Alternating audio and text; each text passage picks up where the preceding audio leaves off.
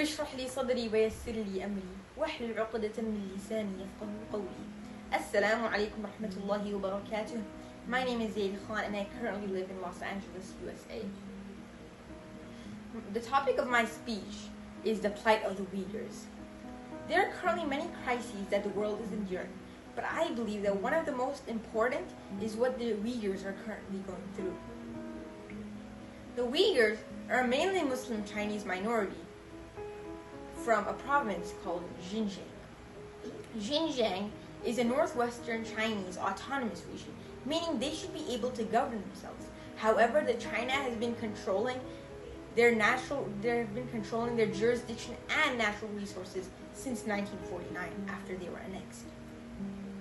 In 2017, BBC leaked footage of Chinese authorities leading thousands of Uyghurs into nearly almost 100 Uyghur concentration camps littered all around Xinjiang. In these concentration camps, witnesses who have been released from there claim that they have seen horrors that have changed the way they live. They've been scarred forever. The atrocities that they face can't even be described with words. Uyghur witnesses have been claimed they are being electrocuted, they are beaten to nearly the verge of death. And women are being sterilized, and even organs are being removed. Entire families are being torn apart. And what China is doing is anything that is even related to Islam, they're condemning it. Uyghur Muslims can't pray, they can't fast, they can't even touch the Quran, let alone read it. And they are forced to eat only haram foods. Chinese authorities shove pork and alcoholic beverages down Uyghurs' throats. And China is doing everything they can to keep this situation under wraps. Although it may not seem like it, this situation affects all of us. Because although we are not all Uyghur, many of us are Muslims.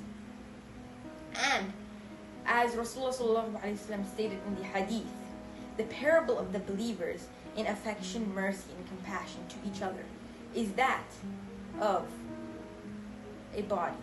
When one limb aches, the entire body experiences sleeplessness and fever.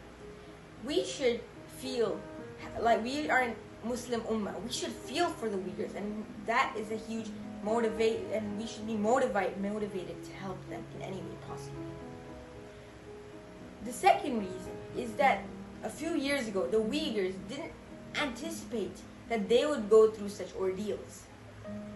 And recently, in the 21st century, we're seeing a huge trend from the humanitarian crises in Yemen, Syria, and even the freedom protests that are going on in Jammu and Kashmir. Around the world, it seems as if world leaders are continuing to increase more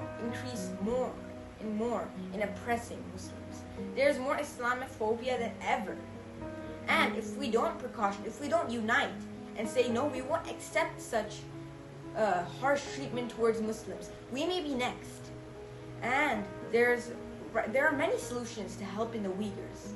But currently, we can at least do two. The first is to make dua. As Muslims, it's the least we can do. Make dua for our brothers and sisters in Xinjiang, in the concentration camps. We don't even know what they're going through currently. The second thing we can do is to raise awareness. At least make dua, and on top of that, raise awareness. To anyone you can, share articles. Anything you can. Just raise awareness on social media. To friends, family, and colleagues. And finally, what we do today shapes the future for the next generation of Muslims. And inshallah, the ambitious vision of freeing these Uyghur Muslims and as a whole, the Muslim Ummah from such horrors, inshallah, it can become a reality if we work hard. Jazakallah khair. Assalamu alaikum wa rahmatullahi wa barakatuh.